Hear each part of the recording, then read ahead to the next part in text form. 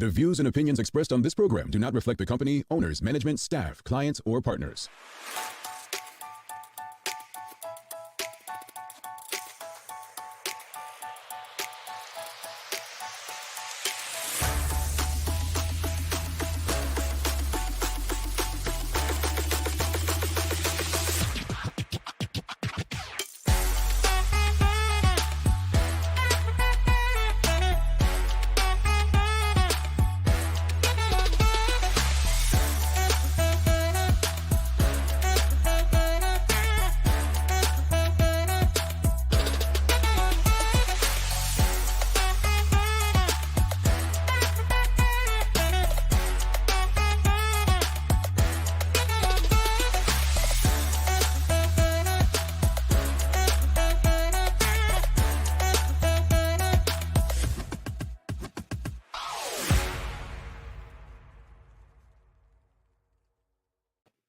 It's Wednesday, the 10th day of August, 2022. Welcome to the Daily Hour, brought to you by Medical House, One Communications, and Lindos. I'm Jamal Hartman. Sherry Vanderpool, and Leanna Lambert will be with us in a bit to bring you the latest in her news break, brought to you by People's Pharmacy. Sherry, it's hump day.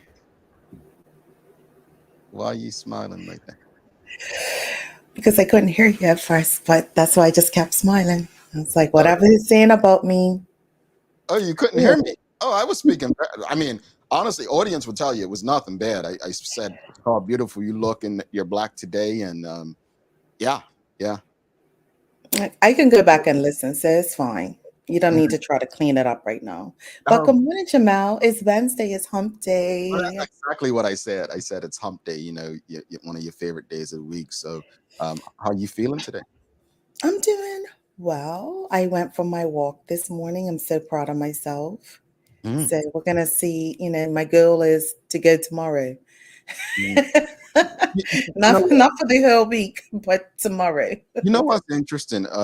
You know how, like in most places, people like come January after Christmas, people jump in the gym and they're all working out and, what they call it, getting the summer body, whatnot. Yeah. Well, here in Florida, I think it's a bit different. You go to the gym December, January, ain't nobody in there. Well, lo and behold, school's going back in, and Florida's season to be out and about is, coming up.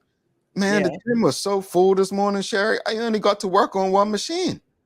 I'm like, seriously, I was just like, folks, like, where did you all come from? Why are you here? But it's just interesting how different places and spaces people operate and utilize the resources. But by the way, did you see any wildlife out while you were walking? No, but there is some construction going on in the subdivision that I'm in, and so there is possibility of deer probably has been, they've probably been roaming around all night, but they're going back right now.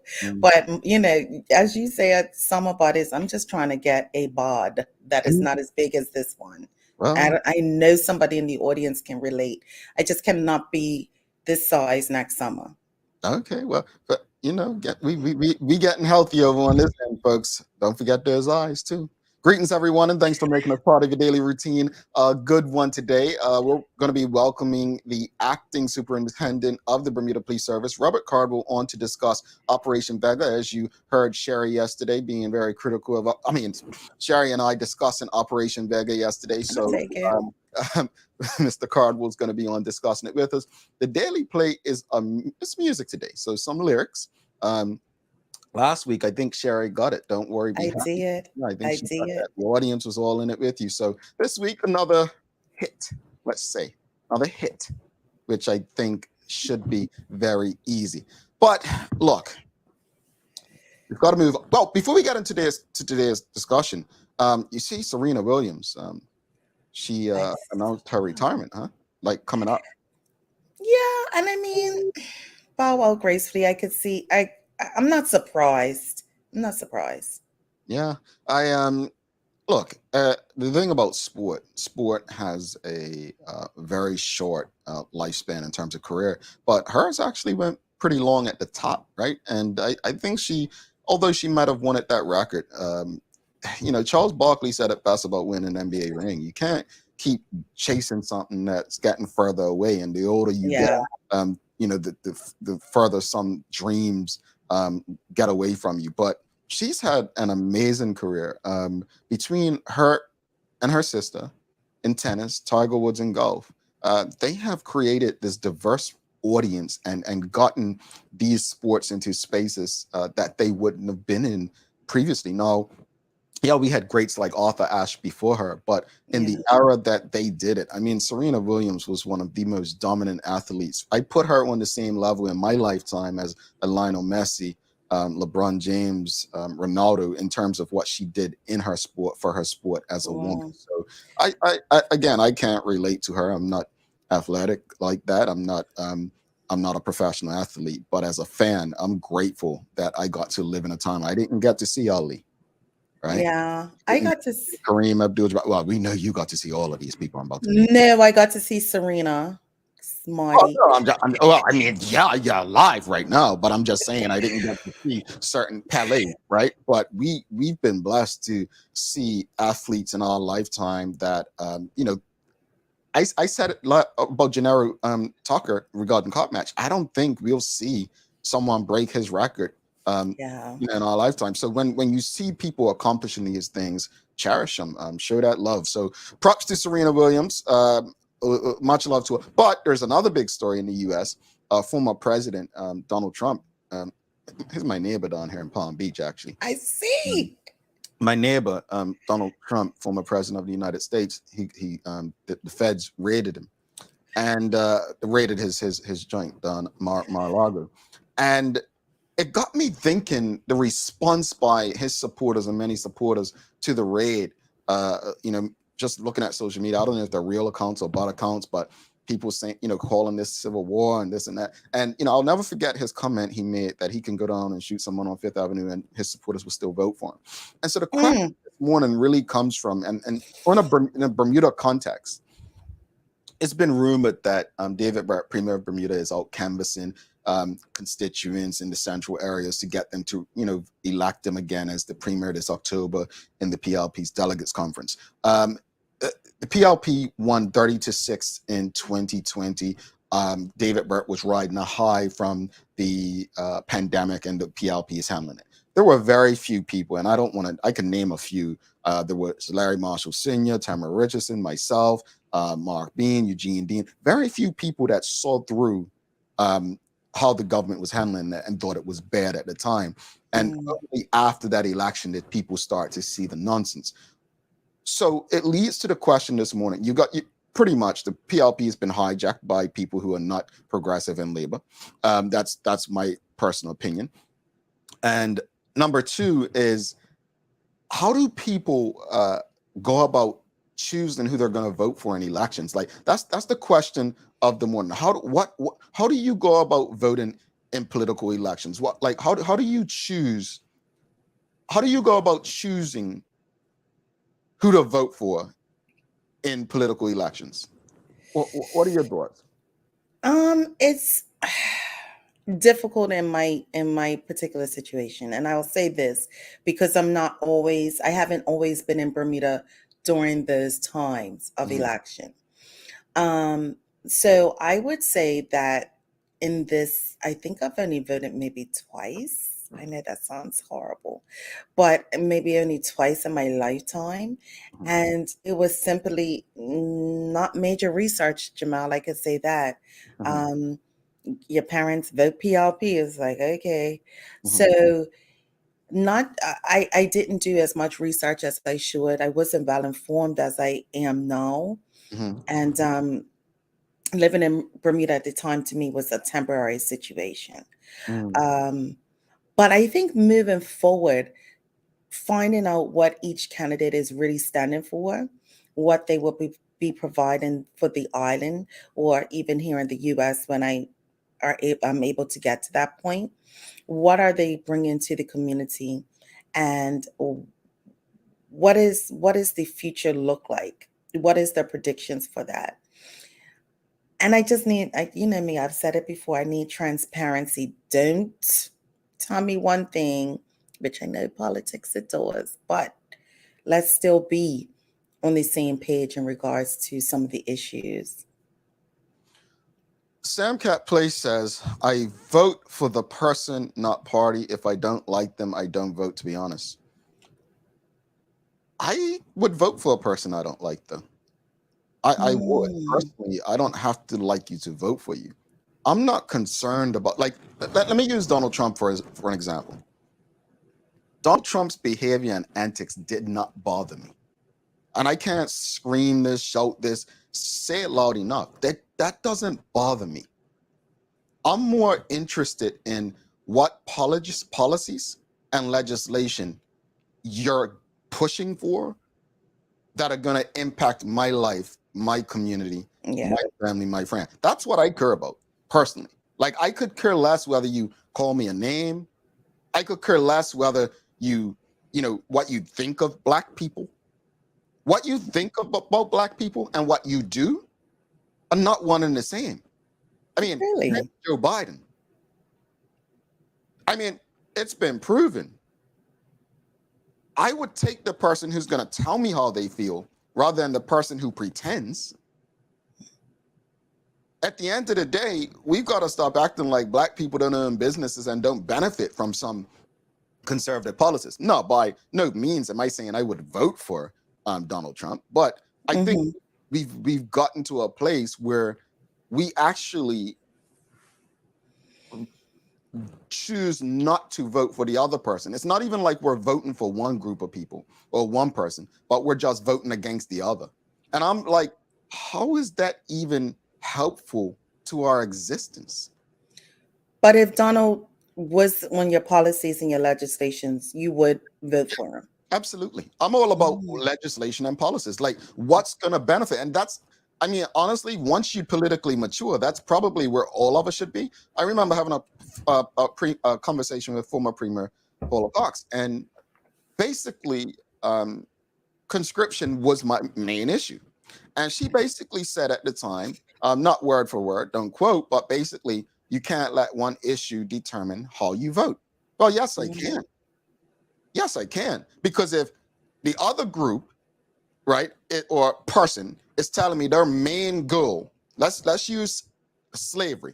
Their main goal is to end slavery. But the group that I'm meeting with that I've always voted for is saying, well, we'll look at slavery. Right. Yeah, damn right I'm going with the other one. You know what I'm saying? So don't act like one issue shouldn't determine somebody's vote when that one issue means the world to that person. Right. So I'm all about issues. Like, I'm about policy and legislation. I could care less if you're like, you like me or you tease me or whatnot. But at the end of the day, legislation and policies, and if your legislation and policies don't reflect what I believe is in the best interest of my friends, family, and my community, then you don't get my vote. We can't just sit around and vote for people simply because we don't like the other guy. That's strange to me. Right. That's strange. The question of the morning, folks, is how do you go about choosing who to vote for in political elections? Bermuda, I feel for you. They removed me from the ballot. So Tanya Cheeseman says, I'm not committed to any party.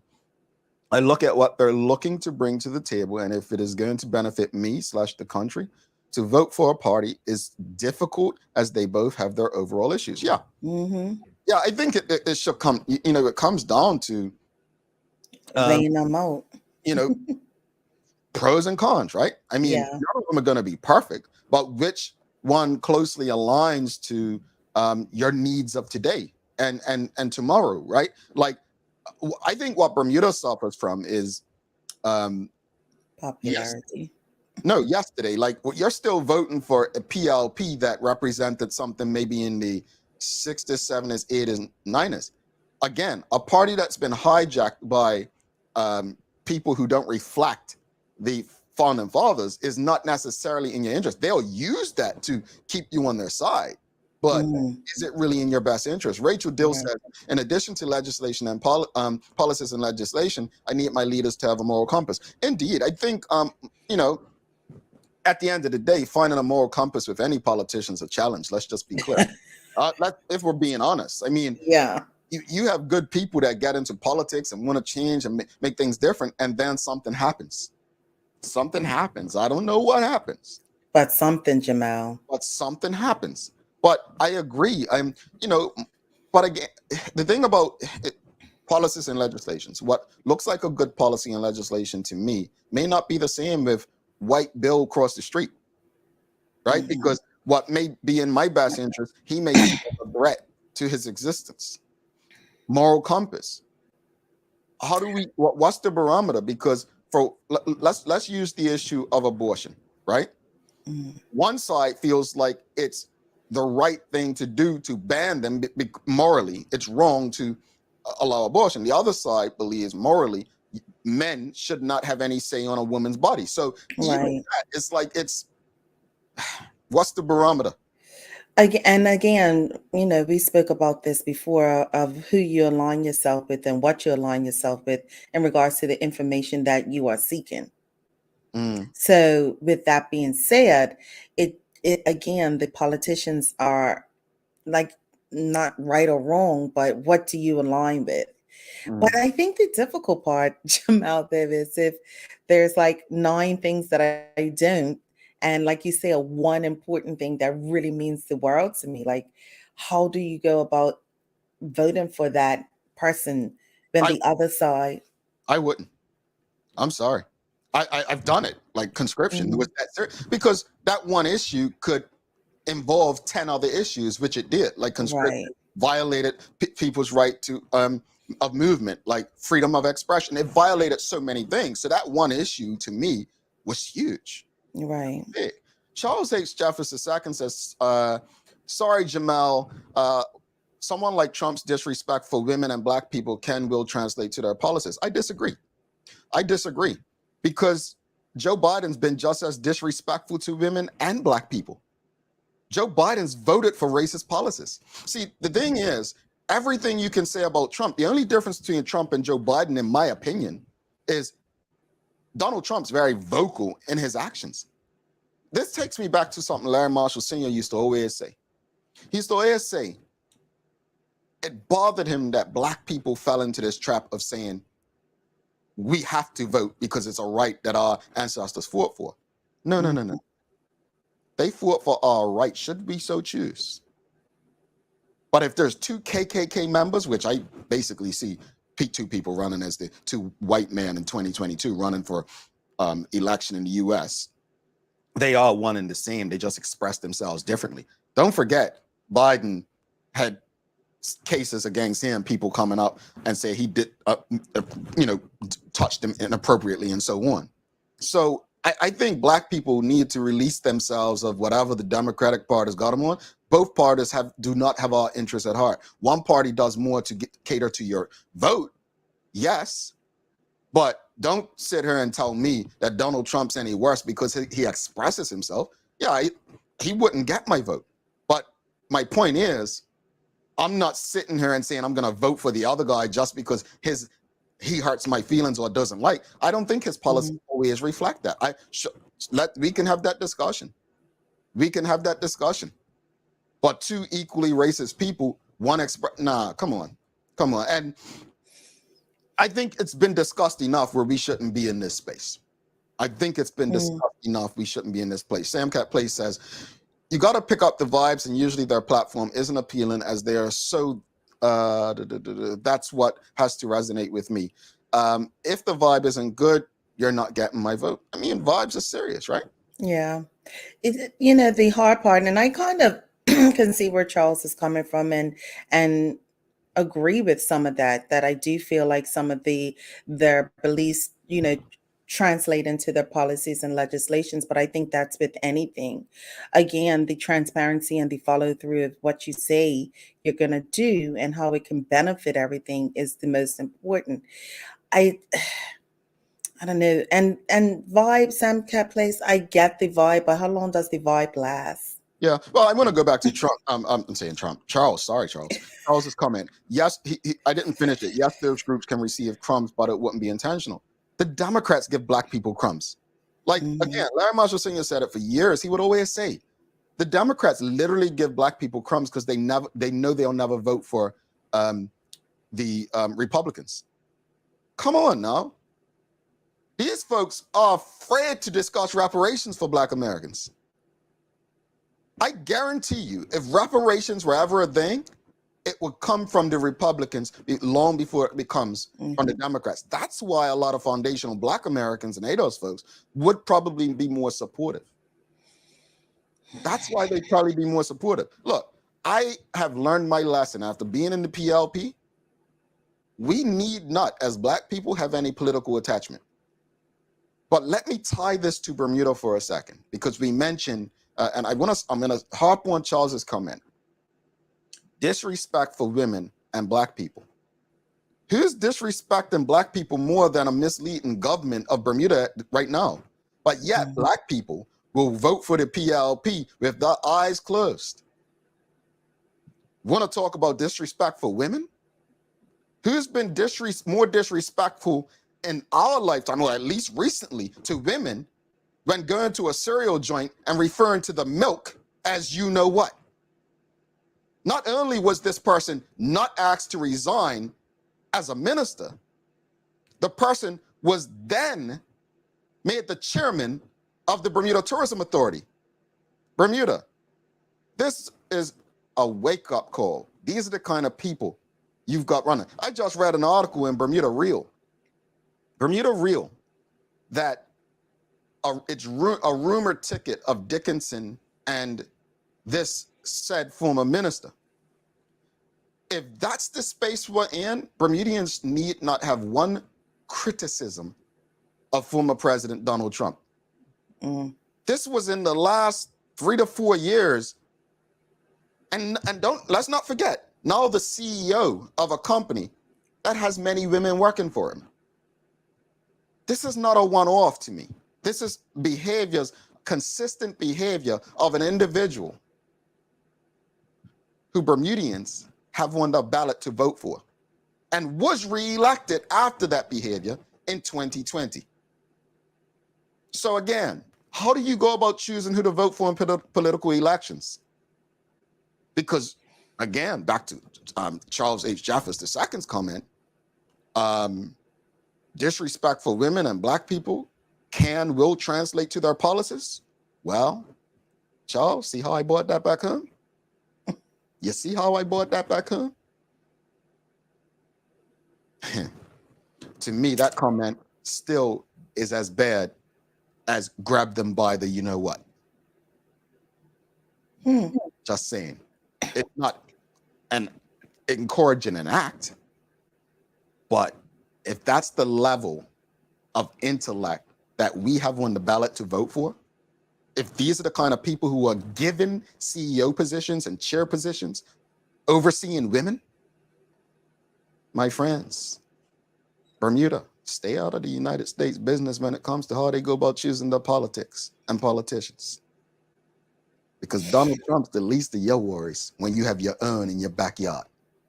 Have I been clear?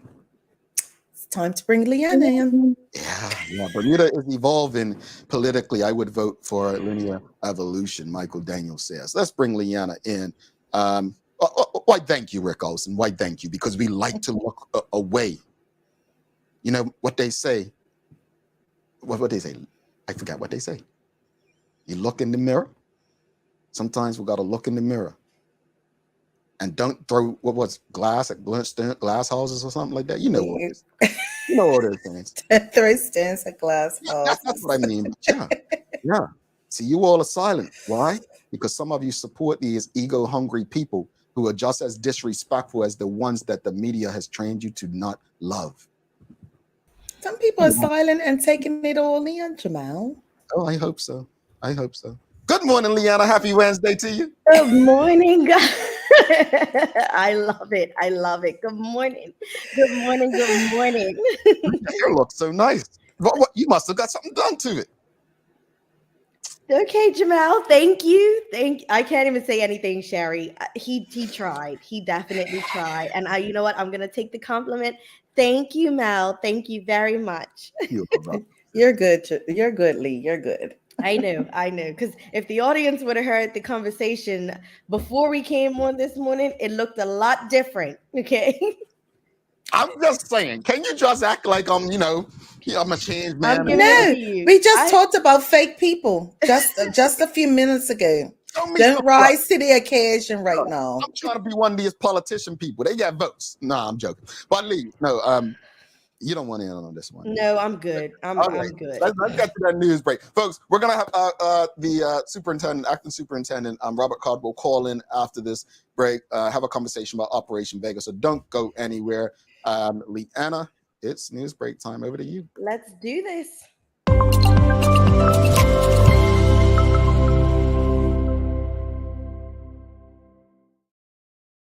Thanks, Jamal and Sherry, and good morning and happy hump day to everyone that's tuned in with us today. I hope you all are having a great start to this day. I'm Leanna Lambert, and it's time for the Daily Hour News Break brought to you by People's Pharmacy. Well, in today's top stories, since launching the Work from Bermuda program 2 years ago, more than $28 million has been pumped into the economy. Now, this news coming from Economy and Labor Minister Jason Hayward, who yesterday announced that 1,127 out of the 1,315 applications were approved on a 234 WFB certificate holders, or the term that was coined digital nomads living in Bermuda. Now, aside from boosting the economy activity on island, the program was credited with enhancing Bermuda's brand and reputation as a travel destination and place to live. A spokesperson said that the ministry had been encouraged by the volume of new applications each week, along with digital nomads choosing to renew their stay for an additional year. Now, you might recall only businesses outside the island can employ certificate holders so as to protect local jobs, and approved persons must show that they can support themselves financially while on island. Now, digital nomads can stay on the island for a period of up to 5 years. The program continues to be promoted by the Bermuda Business Development Agency and the Bermuda Tourism Authority, with applications still being accepted to date. In other news, an outreach survey has been launched by the Bermuda Police Service to help shape and focus how it deals with domestic abuse. Now, Bermuda Police Service Commissioner Darren Simons launched the initiative during a press conference yesterday and encouraged people to tell of their experiences to enable officers to better handle the situation in a more empathetic way. Now, he said the anonymous survey has been launched in order to better understand the problem and meet your needs. The form will comprise of a number of multiple choice questions that seek to gauge the performance of the first responders, such as the Bermuda Police Service, as well as partner agencies who provide the necessary aftercare and rehabilitation where needed. Now, the survey will go live at the end of August and can be assessed at the homepage of the Bermuda Police Service. And donate blood to win a prize. What are we talking about? Well, Bermuda Hospitals Board and the Bermuda Blood Donor Center announced that blood donors who donate between the 1st of August and the 30th of September will be entered into a raffle draw for two $50 WHIP ride share credits, credit prizes, that is. And our spokesperson said that this is thanks to WHIP Rideshare, who has donated the WHIP Ride credits. Now, the winner will be announced on October 1st. WHIP Rideshare is Bermuda's first e-scooter ride-sharing micro-mobility service and affordable eco-transport. Taking a look at today's weather, we have a high near 87 and a low near 79 degrees. We'll see another bright start to the day. Now, we can expect generally sunny skies with a chance of showers developing near midday. A nearby ridge of high pressure holds the area for the moment, keeping the surrounding shower activity at bay. Now, strong daytime heating coupled with very light winds may aid the development of a few nearby by us but isolated showers, especially during the afternoon. Otherwise, hot and sunny weather will continue right through till Friday. The humidity continues to decline slightly at 73%. That's all for our Daily Hour News Break, brought to you by People's Pharmacy. Now let's head back to Jamal and Sherry in the studio for today's Daily Focus. I just have a question about the digital nomads, and I do wonder if questions are asked during these. I don't know if it's a press conference or a press release, but whenever you share numbers like that, I'm always interested to know if this amount of money came in, 28 million, was it 29 million, whatever? 28 million. 28 million. Mm. Just tell us how much was spent. You know, in business, I mean, again, I'm no expert at this, but, you know, in business, if you're going to discuss the revenue, everyone knows revenue is not profit, right? Or at least I hope. So if a business makes $2, but they're spending $5, doomed to fail. So how much did they spend on making it? And it's not to, honestly, I'm not trying to criticize the government. They do a good enough job of bringing that on themselves. I'm literally just trying to figure out, why do they withhold such information? Like, anyway, days of the year. Days of the year. Today is World Lion Day and aims to raise awareness about the plight faced by lions, scientifically known Lions. I thought she said lying as in lying. I thought now we were there together. I was like, it's World Lying Day? Really? That's what I thought. Scientifically known as the Panthera leo, lions are one of the most well-known and popular animal species out there. They are called the kings of the jungle due to their arresting and fearsome personalities created by their great bodies and heavy and shiny manes. A lion's powerful roar is a second to none and can be heard even 5 miles away. Lions have existed in large populations 100 years ago. Today, their numbers are just below 50,000 worldwide as a result of poaching and hunting.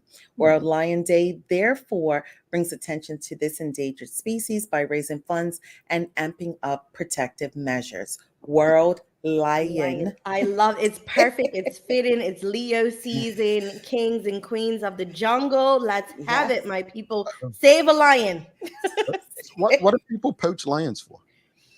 Oh, For their fur. their Rugs manes, and all That's of that. when the PETA people throw ketchup and stuff on people, right? Okay. Not as a fur coat. They're not used as a But fur I'm not coat. okay. Well, I don't know. That's not my area of expertise. Lee, thank you so much. And I don't know if we're gonna see you before your birthday, but we got a song for you. We got a song for you you this have year. a song for me? This year, yeah, we'll play it on your birthday. Okay. Yeah, I Looking promise forward Sarah's to not it. singing this year. I won't let her mess it up. All right. Whatever. You're in that too, you know. Thank you, Lee. You're Thank in you. that too, you know. I was My actually girl. in note last year. Lee, Thank you guys. I appreciate it so much. And if I don't speak to you guys, everyone have a wonderful, wonderful weekend. all right, Aw. Leanna. See you when you're wiser, not older. You're wiser. Thank you. Thank you very much. All right, talk soon, Lee. Leanna Lambert there, folks. We're going to take a quick break. We're going to come back. We've got acting superintendent Robert Cardwell on the line. As you know, we spoke about yesterday the Operation Vega, and he is here to discuss it with us. Do not go anywhere.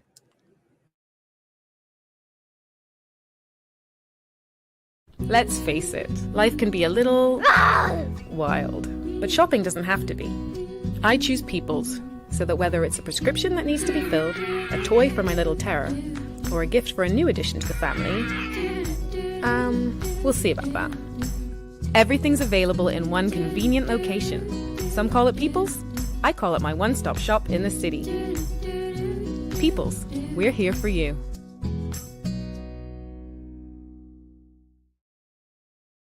Welcome to the new bulk store, Lindo's Next Level. Wake up in the morning with enough coffee to keep you running throughout the entire day.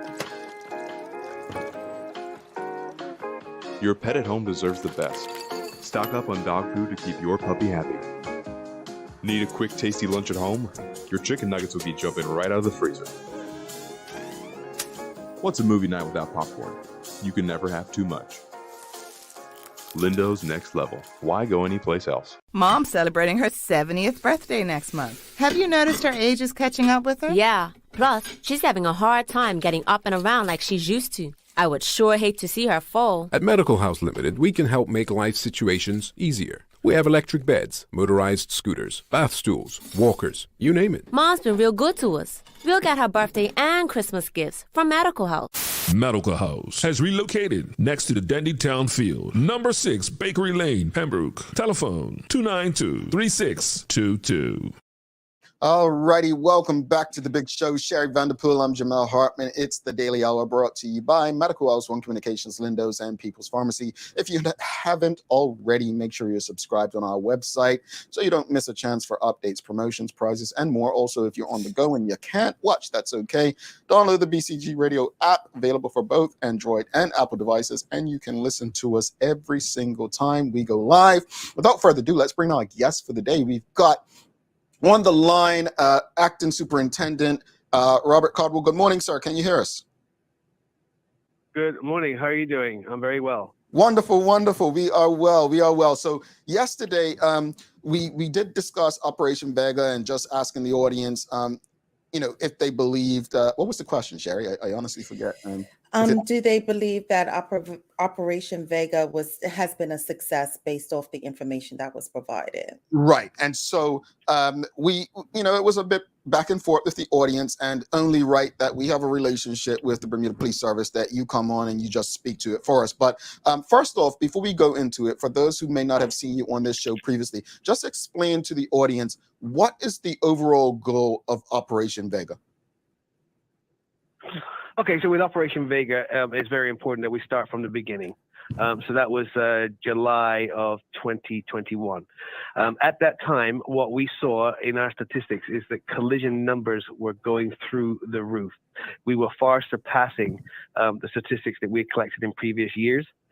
So we had to do something to reverse that trend. And what we have seen is that a lot of our collisions do involve traffic offenses. Some of them minor, some of them major. So what we decided to do was do an all-out clampdown on traffic offenses. And that involved the entire organization. So what happened is that whilst we've always been out there and we've always been issuing tickets, that wasn't really monitored by anybody. It was hit and miss. But with Vega, what we did is we put systems and processes in place where we can measure our performance every day. So twice a day, I get reports on Operation Vega and what my colleagues have been doing to work towards that. So I can see that twice a day. And that's the performance that we're measuring. Now, what we measure that performance against is the number of collisions. So what we saw is in the fourth quarter of 2021, we had the lowest amount of collisions than we've had for the previous 3 or 4 years. We saw the same thing in the first quarter of 2022, a low amount of collisions based on the previous years for the same quarter. In the second quarter of 2022, which we just came out of, unfortunately, the number did creep up a little bit higher than the number we had last year, but not by very much, and certainly not as much as we've had in years before that. So we can see that our efforts are having an impact on the number of collisions. All right. And that's the thing. I mean, yesterday, again, it wasn't in that story. So, we were asking the question, myself especially, in saying that, okay, 7,000 tickets have been issued, right? But in that same article, what I was expecting to see is, has there been a reduction in collisions? Has there been a reduction in road fatalities? Obviously, that information has been shared previously, but just ensuring that it's all in there. What do you say to those who say, well, okay, accidents are still happening. Road fatalities are still happening. Like, obviously, it's not all going to go away, but people, don't. Let's just be honest. I'm sorry. Many of us don't, and I'm saying us, all of us as a community, collectively, many of us do not read all of the information. Many of us don't delve deep in statistics. So things have to be layman from a community perspective. But what do you say to those folks that say, oh, no, it's just inconveniencing me going to work. Accidents are still happening. Road fatalities are still happening. Speak to the community about the responsibility they have in all of this. Yeah, so sadly, we're at 8 road traffic fatalities for this year. That's one a month. That's not the area we want to be in. But what we do see is that the other categories of collision, which is damage only and minor injury, are decreasing. So whilst we're impacting a portion of the statistics, we still have that incredible road fatality portion that we cannot edge that one down. And what this comes down to is personal responsibility. It's personal responsibility. If you've been drinking, don't get on your bike. Don't get behind the wheel of a car. If you are in a bad mood, don't drive. Relax a little bit. Catch yourself. Think about what you're doing. The vehicle that you're about to drive is a lethal weapon. You can kill someone else, or you can kill yourself. So what we're trying to do is the thing is that we're trying to do with Operation Vegas, we're trying to slow things down on the road. So that's why we have been concentrating very, very heavily on speeding offenses. And I can tell you the roads policing unit, I have them come on sometimes at 5 o'clock in the morning because people think, oh, at 5 in the morning, there's no police around. I'll just, I'll zip around. And they come on at 5 o'clock in the morning. And I can tell you within an hour, they've got 30 speeding tickets and they're all over 60 kilometers an hour. Very, very high speed early in the morning. But they can go out in the afternoon as well and within an hour have 30 or 40 speeding tickets because the speeds are just generally so high on our roads. So that's a cultural thing. Somehow this culture crept in that we get in our car or on our bike and we hit the throttle. So what we have to do is we're trying to slow it down. So if we have to hold people accountable by issuing them speeding tickets, then that's the route that we're going to go. Indeed. Well, it just amazes me that at 5 o'clock in the morning, you would have 30 tickets. That's just crazy. But since the operation of Operation Vega began, the police have issued around 7,000 tickets for various offenses. What concerns you the most?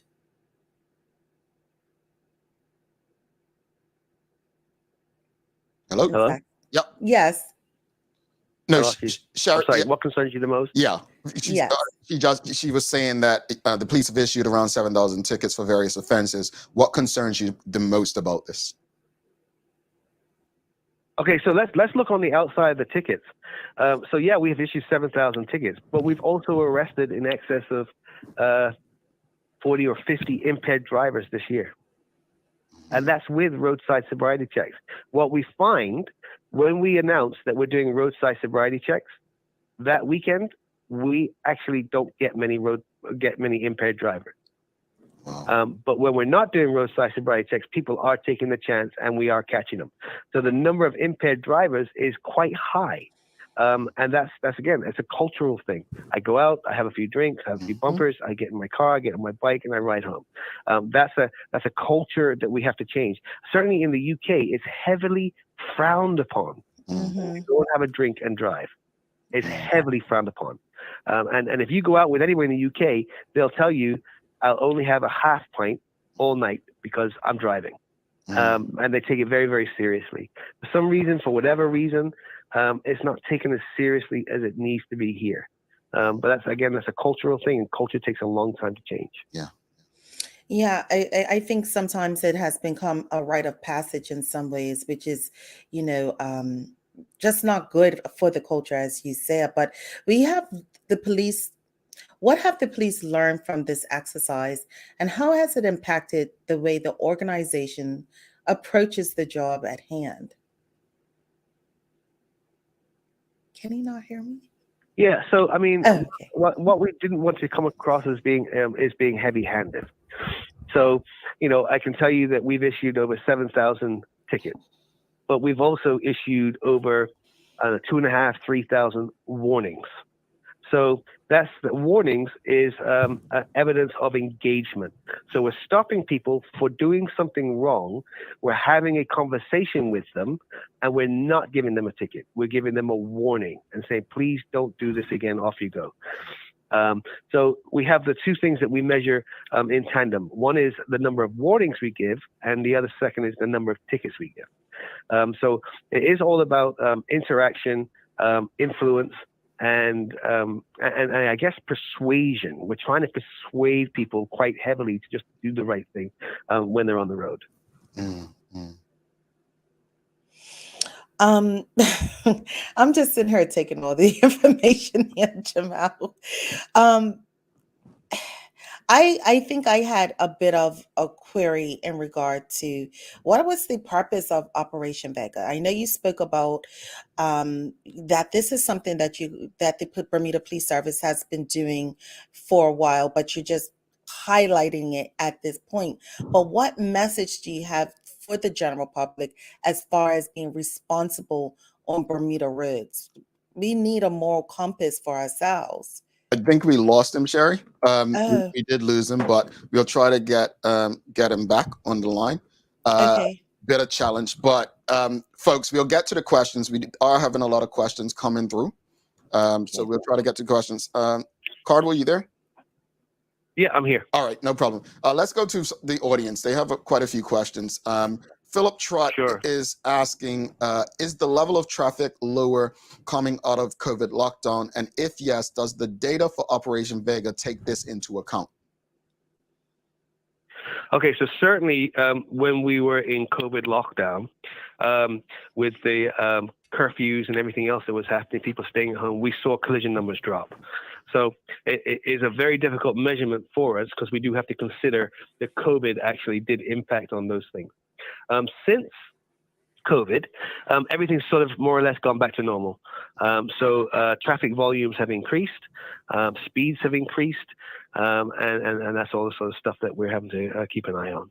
All right, we've got another question from the audience. Sean Smith's asking, CI Cardwell, how long will Operation Vega be in place, and do you have the budget to keep it going? Okay, so when we started Operation Vega, it was for 3 months. It was a 3-month hit that we're going to say, hey, we're going to do this. We're going to do it really hard for 3 months. We've now just gone past a year. It was a year last month. And the reason why we've kept it in place is because we still think that we've got a lot of work to do in achieving the objective, which is to reduce the collisions and keeping in with our overall mission, which is making Bermuda safer and making the roads safer for everybody, is one of the key things we do. As far as budget, yeah, we have the money. The police officers are not doing anything where they're costing any extra money. What we're saying is that if you have downtime, get out there and do some policing on the roads. So I hear it every day on the radio. I hear officers go on the radio and say, just to let you know, I'm doing Op Vega. That means they're setting up somewhere to do traffic enforcement somewhere. So that's the kind of stuff we want to see. So that doesn't cost any extra money. That's within the payroll. They're being paid to do that already. All righty. Wow, a lot of questions. We have Richard Olson says, I believe Bermudians aren't afraid to drink and drive due to our low speed limit. When away, I wouldn't think of drinking if I was going on a major highway. What are your thoughts on that? Yeah, I mean, I can see that maybe being some rationale is that, hey, I'm only going, 25, 30 miles an hour, so I can take a drink because I have enough time to respond. But what the numbers tell us is that's not actually the case. Even with our low speeds, the number of collisions involving impaired drivers is very high. It's almost, well, it is. Every weekend, there's a collision. Somebody's crashed the car into a pole. Someone's come off their bike and they're drunk. So even with the low speeds, we have evidence that the collisions do occur. Alrighty. Yeah. Rosalind Famous is asking, is there an educational component to help change the culture of drinking and driving? Unfortunately, there's nothing too substantial in place as far as education. Certainly, we have an education plan. We get in the schools and we talk to the kids, and impaired driving is part of the things that we talk about. But as far as influencing and educating, what we do, as we do with Op Vega, is that we have taken to social media.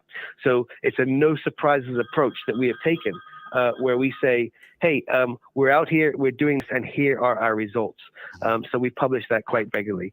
And certainly we have the assistance of the media, who you go to court for impaired driving, your name might be in the newspaper the next day. So hopefully that's a deterrent as well. Another interesting question, Manuela John's asking, is there a record of the warnings to measure those that end up with tickets at a later date? Yes, we keep that record. We do keep that record. And I just, I published it. Just get the number for you.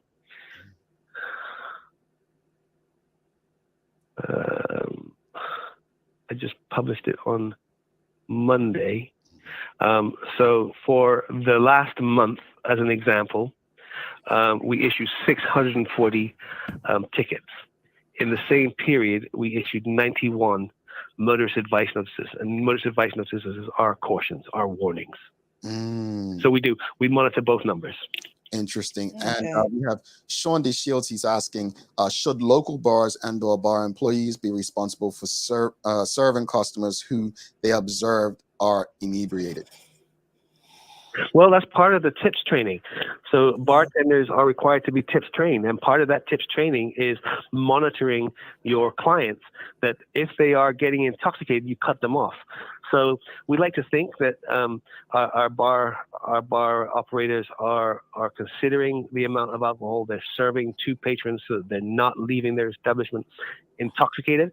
Certainly in the States, I know that a bartender will not let you get drunk in his bar because he knows he's liable for you when you leave to sue him. So in the States, that's a really big thing, that you will not be able to go and get drunk in a bar. The bartender, it will stop serving you because he knows he's liable. Here, that hasn't happened yet. No one's actually taken a bartender to court, say, hey, I got drunk, you got me drunk, and I went out and I had an accident. It's your fault. That hasn't hit the courts yet. But I'm just looking. So in this last period, we issued a speeding ticket, get this, for 119 kilometers an hour. I read that. Ask yourself, where are you going at that speed? Where could you possibly be going? That's a very, very high speed. I mean, we regularly hit 70s, 80s, 90s, but when we're going over 100, and we've had several over 100s lately, but this one here is probably the highest one I've seen recorded, 119. So let me ask, when someone, first off, are you able to share where can a person even generate that speed in Bermuda, number one? And then number two is, can we share the kind of I guess, discipline that person's going to face for doing that? Sadly, that might be where we've lost our way. So that person will go to court, and the maximum penalty they'll receive is points on their license and a $500 fine. Wow. That's the maximum penalty. They will not be disqualified. There is no mandatory disqualification anymore. So, you do see people going, I see it every morning in the court docket. Someone's gone to court with 3 speeding tickets, and they've got 8 points on their license and $700 in fines, and off they go. They're back on the road. Whereas in the old days, I mean, you went to court for $60K, you were 3 years off the road. Everybody was off the road because they got caught speeding. Wow. But now, disqualification is not occurring in the courts as much as we would like. We would suggest that 119 kilometers an hour would call for a disqualification, but it won't. It's a $500 fine and points on the license. And if you're able to share, where does a person drive in Bermuda to generate that kind of speed of going, 119K? Well, yeah, I mean, you can generate this. I mean, certainly as police officers, and we do our driver training, when we're doing our advanced driving, we have to hit in excess of 100 kilometers an hour on the clock. So you can get 100 kilometers an hour on most roads in Bermuda. Certainly, Kinley Field would be one. That's the only one that you came might to be able mind to get for it me. up there. Yeah. So Kinley Field came to mind for me, as well as South Shore. Yeah, that's interesting. And I'm not trying to make light of it, but anyone going over 100K in Bermuda is literally driving to their grave. Like it's But where are you going? Yeah. Were they racing? No, there was no evidence that they were racing. But that is clearly the message that we're trying to get there is out there is that speed kills. A lot of our collisions involve speed, particularly the late night collisions. They involve speed. We're just trying to get people to say, hey, just take note. This is the thing that you don't get to see, is you get to see every time there's a fatality, we announce who it was, where it happened, that they're dead. What you don't see is a number of people who are paralyzed, who have lost limbs, lost a foot, lost an arm, lost a leg. That number is not published, and that number is equally as high.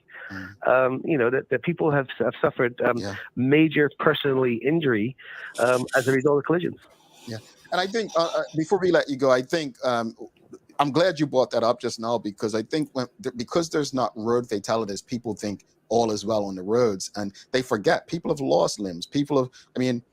Traumatic brain injury. Yeah, people have been impacted. I appreciate you, the Bermuda Police Service, being open, coming on so fast like this to have this conversation. And as I always say, this platform is available whenever we need to get engage with the audience, get the messages across.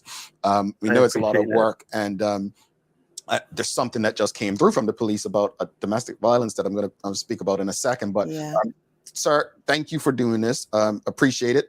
This is first time we've done this since the very first episode where we've had someone on the phone. So we appreciate it working out fine. And please let us know if there's anything that we can share to our audience for you going forward. Thank you so much. Perfect. Our message is slow down. Be careful. Take your time, and consider what you're doing. The life you save might be your own. That's our message. Indeed. Thank you so much. Thank you very much. I appreciate you having me. No problem. Take care. Bye-bye. Bye. Cardwell, acting superintendent folks, really appreciate them making time for us. Look, I say all the time, accountability, take self-responsibility. Yeah. We're going to take a quick break. Do not go anywhere. We're going to wrap it up. We're also going to have the Daily Play. Stick with us. A lot happens around your home. That is why at One Communications, we have introduced affordable security and video monitoring, because everyone should be able to afford to protect their family.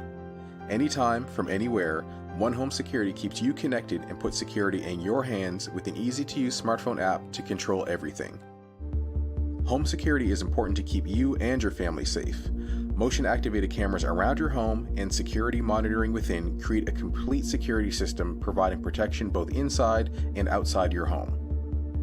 Professional monitoring means that there's someone on call with 24/7 protection to notify the authorities and help keep you and your loved ones safe. We are dedicated to whole home protection with indoor and outdoor cameras, smart door locks, motion sensors, and more, so you'll always be connected to what matters most. With professional installation, no upfront hardware fees, and low monthly rates, because keeping your family safe should be affordable for everyone. Total home video monitoring and security. There's no better way to protect your home than with One Home Security. I'm part of the SSCP, giving us opportunities to go out and sell, which is what I'm doing today. One of the most important things I learned in the SSCP is that failure is just a part of being an entrepreneur. As a vote community, then you can't go anywhere, can you? I just believe it's a really beautiful and amazing experience for everybody. A lot of late nights being up, trying to finalize things, especially for me. You don't have to do everything at once. Little steps is the key to success. They helped me go through every step of the way. It has helped me gain more confidence, so that's one thing. I'm Marley Spriggs, and I am an entrepreneur. My name is Joshua Allen, and I am an entrepreneur. My name is Trey Robertson Richards, and I am an entrepreneur. My name is Namira Rayner, and I am an entrepreneur. My name is Vincent Darrell, and I am an entrepreneur. I'm Shayla Swan, and I'm an entrepreneur. I am Sophia Paxenhan. I am an entrepreneur. My name is Zion, and I'm a young entrepreneur.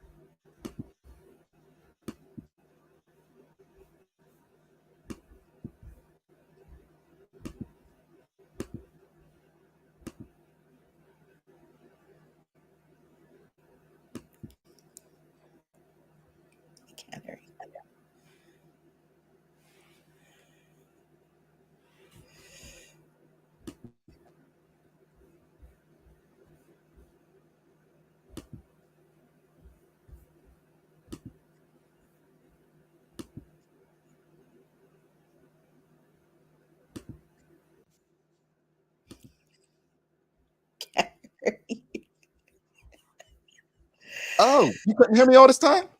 No, there you are. Oh, here I am. I'm sorry. I was saying, welcome back. Thanks again to One Communications, People's Lenders, and Medical Office. Also, if you appreciated today's conversation, please give us a thumbs up, a love, a like. I didn't have myself on mute. I have a radio board here, and I turned my volume down so I can yell at somebody in the background. Don't mind me. That's what happens when you yell at people in the background. But something else. Hey, share these kind of episodes, folks. I really appreciate the BPS for trusting this platform to have these conversations and engage with you all to answer your questions. So appreciate them making time on such short notice to do that. Especially, when you talk about people, they want to come and, and say their piece. Yeah. Uncle Gary was on it. Yeah. I think he likes me. Deep down, he'll pretend he doesn't, but I think he likes me. But anyway, folks, it's time for the Daily Play. Brought to you by Hanukkah 0.0 Great Taste, No Alcohol, and Bermuda Trivia. Now available for purchase at Somerset Pharmacy, People's Pharmacy, Flying Collar, Caesar's Pharmacy, and Robertson's Drugstore. Do you have yours yet, Sherry? Well, yeah, I did. Well, I did. Yeah, I did. I passed it on to the parentals. Okay. Follow Bermuda Trivia on Facebook, Instagram, Twitter, and TikTok to find out why it's Bermuda's favorite trivia game. Sherry, are you ready? Yeah, I hope I can hear you when you ask the question. Oh, okay. All right. Here we go. It's music today. Help her out, folks. What song do these lyrics belong to? Didn't I tell you it's easy, right, Sherry? Go ahead, Jamal. All right, here we go. Quote, okay. I almost said it in a tune. If you should ever find someone new, I know he better be good to you, end quote. Oops, wrong one. I know this song. Help her out, folks. If you should ever find someone new, I know he better be good to you. No one's got it? I know this song. Somebody got it. Okay. Oh, okay. Good job, Sheikah. Aaron got it. Yeah. If you should ever find someone new, I know he better be good. Even Phil got it. Renee got it. Look, they showing up. Everybody got it. The police service got it. Phil Googled that. Oh, wow. You don't have no faith in your buddy. Final thoughts on today's show, Sherry. How do you go about voting for your elections and, of course, BPA? You need to vote in the elections of what speaks to you and your community. And as Sam Cap plays, somewhat of a vibe, and go with what speaks to you. Don't worry about the person. Don't worry about the party. What speaks to you and what's important to you. As far as Operation Vega, I'm happy that the Bermuda Police Service came on to speak about it because, I was kind of like, what's this about? And why do we have it? Shouldn't they have been doing this all this time? But I'm happy to see that there have been some measurable results. But it also highlights the things that we need to do for ourselves that have nothing to do with Bermuda Police Service. And that means govern yourself accordingly and use your moral compass and think about others, just not yourself, and how it trickles down if an accident was to occur, especially if you've been drinking and driving. I want to go back to Rachel Dill. I think Rachel Couture said earlier about moral compass when it comes to voting, legislation, policies, and moral compass. The challenge with that is everyone's moral barometer is so different. Yeah. Right. But I agree with her. I agree that for me, legislation, policies that are going to improve the well-being and state of my community, my friends, and me is of most importance. I'm not into voting I've been on the party route. That didn't work out in my favor. I've been on the person route. That didn't work out in my favor. We have got to do what is in our best interest. And sometimes, unfortunately, we don't know what's in our best interest. That's the sad part. As far as Operation Vega, I always say, we don't need rules and laws if we do what, we need to do or we should be doing. But unfortunately, we're human beings. And sometimes we need the guidance. We need the rules in place. If there weren't lines in the road to keep traffic on separate sides, we'd probably be all over the place, right? So instead of just saying, you know what, let's agree to drive on this side and you agree to drive on that side. We do honestly, human beings need some sort of direction and guidance to live better lives. At the end of the day, some things we need to be accountable for, and this is one of them. You got some daily inspiration for us, Sherry? I do. Courage does not always roar. Sometimes courage is the quiet voice at the end of the day saying, I will try again tomorrow. And that's from Marianne Rademacher. I don't know who that is, but that's a good one. Thanks again to our partners, Medical House One Communications, Lindos, and People's Pharmacy for ensuring that we're able to do this with you on a daily basis. As always, we appreciate you, we love you, and we thank you for making us part of your daily routine. If all goes well, we'll be back to do this again with you tomorrow. She's Sherry Vanderpool. I'm Jamel Hartman. My friends, please do make it a great day. We are out. Peace.